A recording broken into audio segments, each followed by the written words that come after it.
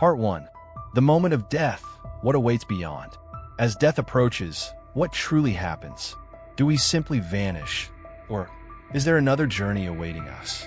Throughout history, humanity has been haunted by this question, and one of the most mysterious answers comes from Tibet, a land of mystics, sages, and ancient esoteric wisdom.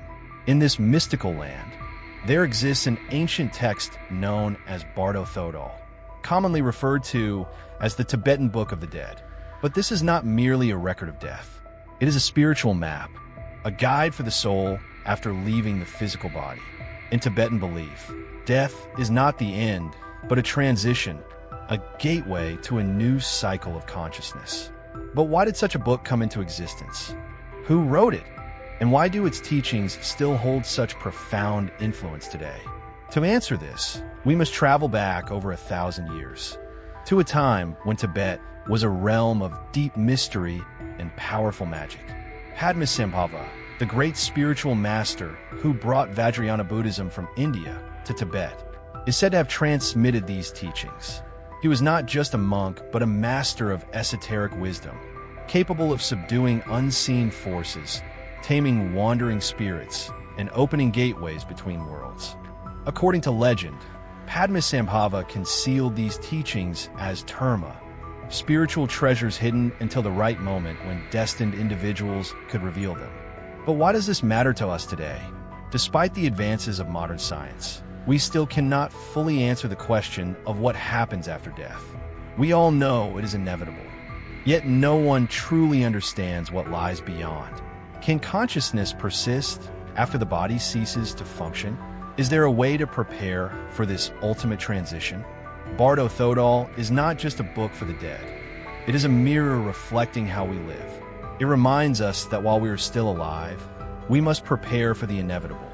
The Tibetans believe that by understanding what happens after death, we can live more fully, free from fear and delusion. So, what truly unfolds in the journey beyond death? Is there a way to escape the endless cycle of rebirth? The answers lie within the mystical stages of Bardo, where the soul must face dazzling lights, terrifying illusions, and the karmic forces it has accumulated in life. Let's continue our exploration. Part 2. Padmasambhava and the origins of Bardo Thodol. But this is not merely a simple guide to death. Imagine a map that leads the soul through the greatest mysteries of existence. Bardo Thodol is not just a book. It is a gateway, a key that unlocks realms unseen. Legend tells that this sacred text originates from the transcendent wisdom of a great master, Padmasambhava, venerated as Guru Rinpoche. He was not just a monk, but a mystic practitioner, a being who had transcended the limits of ordinary consciousness and uncovered the hidden secrets of the universe. Padmasambhava was no ordinary man. He was believed to be a Mahasiddha, a highly enlightened being possessing supernatural abilities beyond the comprehension of the mundane world. Invited by King Trisong Detson to Tibet, Padmasambhava did not merely spread Buddhism. He transformed the entire spiritual landscape of the region. At that time, Tibet was a land steeped in ancient magic, where Bon traditions reigned with powerful deities and mystical rituals. Introducing a new religion was no simple task. Yet, instead of confrontation, Padmasambhava used wisdom to integrate. He did not seek to erase old beliefs, but rather merge them with Buddhist teachings, creating a rich spiritual system that balanced philosophy with esoteric practices. But why was he so deeply concerned with death? In the realm of enlightened masters, death is not an end, but a passage, a crucial moment where the soul has the opportunity to attain liberation or be drawn back into the endless cycle of rebirth. Understanding this, Padmasambhava composed Bardo Thodol as a guiding light, ensuring that wandering souls do not become lost in the afterlife.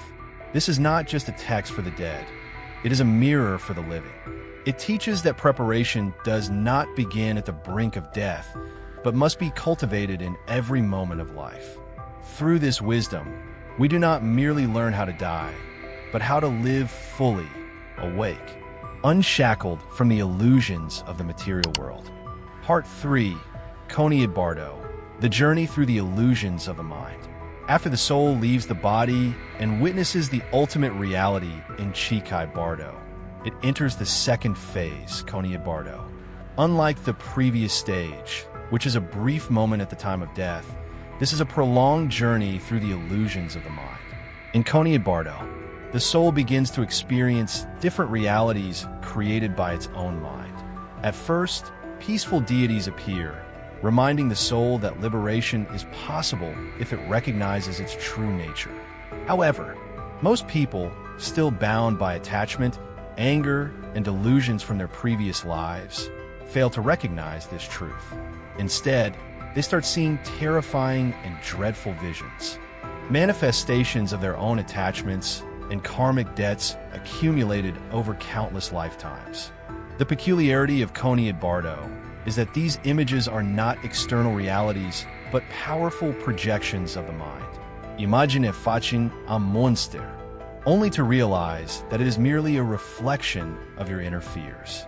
Every fear, attachment, and painful memory takes on a visible form. Carl Jung's psychology refers to the shadow, the hidden aspects of the psyche that have been repressed. In a way, Konied Bardo is the stage where the soul confronts its own shadow. At this stage, the soul faces two choices. Either recognize that these frightening visions are merely its own mind's projections and attain liberation, or get entangled in the illusions and be swept into the cycle of reincarnation. Konied Bardo is a decisive stage, a great test for the soul. If it realizes that everything it sees is a creation of its own mind, it will no longer be caught in the illusions and can move toward true liberation. Otherwise, if it remains unprepared, it will transition into the final stage, Sitpa Bardo, the phase leading to rebirth. Part 4. Konied Bardo, when consciousness encounters its own illusions. If Chikai Bardo is the first gateway where the soul faces the supreme light, then Konied Bardo is the mirror reflecting the true nature of the mind. In this phase, the soul is no longer bound by the physical body, yet has not achieved liberation. It drifts in a world without boundaries, where all images, emotions, and deepest fears appear vividly. In Tibetan tradition, it is believed that what occurs in Konied Bardo are not independent entities, but reflections of the deceased mind. The peaceful and wrathful deities, the radiant light or the overwhelming darkness, all arise from their own consciousness, the manifestation of the unconscious. Here, the soul experiences two major types of illusions. The peaceful visions, Buddhas and Bodhisattvas appear in radiant light, symbolizing wisdom and compassion. This is an opportunity for the soul to recognize its pure nature and attain liberation. The wrathful visions, when the mind resists the truth, terrifying images emerge. These may be angry deities, monstrous beings, or chaotic scenes. The most frightening truth is that these entities are not external enemies, but the repressed aspects of the soul's own consciousness. Why does this happen? Because in life, people suppress many emotions and desires. When the physical body dissolves, there is nothing left to hide these emotions. Those who live with hatred will face overwhelming anger. Those who live in fear will be consumed by their own darkness. And those who clung to greed will drift endlessly in illusions with no end. An opportunity for enlightenment. However, Konied Bardo is not a punishment, but a final test. If the soul can recognize that everything is just a projection of its own consciousness, it can break through these illusions and attain liberation. But if it succumbs to fear or attachment, it will continue to drift and fall into the cycle of rebirth. Tibetan teachings advise that even while alive, we should practice mindfulness and detachment so that when facing Konied Bardo, we can recognize the truth without getting caught in illusions. As Carl Jung once said, until you make the unconscious conscious, it will direct your life and you will call it fate. This statement is truer than ever in Konied Bardo. Part 5. Sitpa Bardo, the threshold of rebirth. If Coney at Bardo is the realm of mental illusions, then Sitpa Bardo is where the soul begins its journey toward rebirth. At this stage, every choice the soul makes leads to one of the 6 realms of existence. This is where the wheel of reincarnation begins to turn. The journey of fate. After experiencing the trials of light and darkness, the soul's awareness gradually fades. It is no longer as lucid as before, but is instead carried away by karmic winds, pushing it toward a predetermined path. Every thought, action, and desire accumulated in life now creates an invisible force that pulls the soul into its next existence. In Sitpa Bardo, the soul no longer has control over itself. It feels drawn to a certain place without being able to resist. But the most frightening part is that most souls do not know where they're going. They simply feel an overwhelming pull, like being swept away by a powerful current. The 6 realms of existence. According to Tibetan teachings, there are 6 realms where a soul can be reborn. Deva, God realm. Those with immense virtue and merit are reborn in the realm of the gods. However, even this is not eternal. When their merits are exhausted, they must fall into lower realms. Ajura, demigod realm. This is the world of powerful yet envious and warlike beings, constantly battling for supremacy. Human realm. The only realm where beings have the opportunity to attain enlightenment, as it offers a balance of suffering and joy. Animal realm. Beings driven by instinct and ignorance are reborn here, trapped in cycles of survival without spiritual awareness. Hungry ghost realm. Those consumed by greed and attachment are reborn as wandering spirits, forever craving yet never satisfied. Hell realm. Those filled with hatred and destructive karma suffer immense torment, facing the consequences of their past actions. The final moment.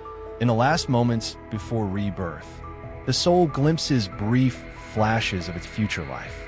Those with good karma may see gentle, soothing lights, while those with heavy karma may see darkness or terrifying visions. However, at this point, the decision has already been made, determined by the person's own past actions. Sitpa Bardo is the point of no return. Once the soul passes through the gateway of rebirth, it forgets its past life and enters a new cycle of existence, birth, death, and rebirth once again. Part 6. The escape from samsara, the secret of enlightenment. At this point, we have seen how the Bardo states operate and how karma pulls the soul into the cycle of rebirth. Was there a way out? The answer is yes, but it is not easy. The key to liberation, awareness in Bardo. Tibetan teachings emphasize that the moment of death is the golden opportunity for liberation. When the soul leaves the body, it is no longer bound by the physical world and exists purely as consciousness. If, at this moment, the soul maintains awareness, it can transcend all illusions and attain complete enlightenment. However, this is not easy. When death arrives, most minds are panicked, clinging to familiar experiences, and are thus drawn into the karmic cycle. 3 paths to liberation. According to the Tibetan Book of the Dead, there are 3 levels of liberation. Liberation at the moment of death, only for highly enlightened beings who recognize the pure light of their mind immediately. Liberation within Bardo, for advanced practitioners who can recognize illusions and avoid reincarnation. Liberation through conscious rebirth, for those who cannot escape samsara but can choose a favorable rebirth to continue their spiritual path. Preparing while still alive. For an ordinary person, here are the key preparations. Meditate on impermanence. Recognizing that death is inevitable helps us live more mindfully. Accumulate good karma. Acts of kindness shape a better experience in Bardo. Practice letting go. Attachment leads to reincarnation. Detachment leads to liberation. Final words. Bardo is not just a journey after death. It is a lesson for life. Understanding it helps us live more wisely. So, are you ready to walk the path of liberation?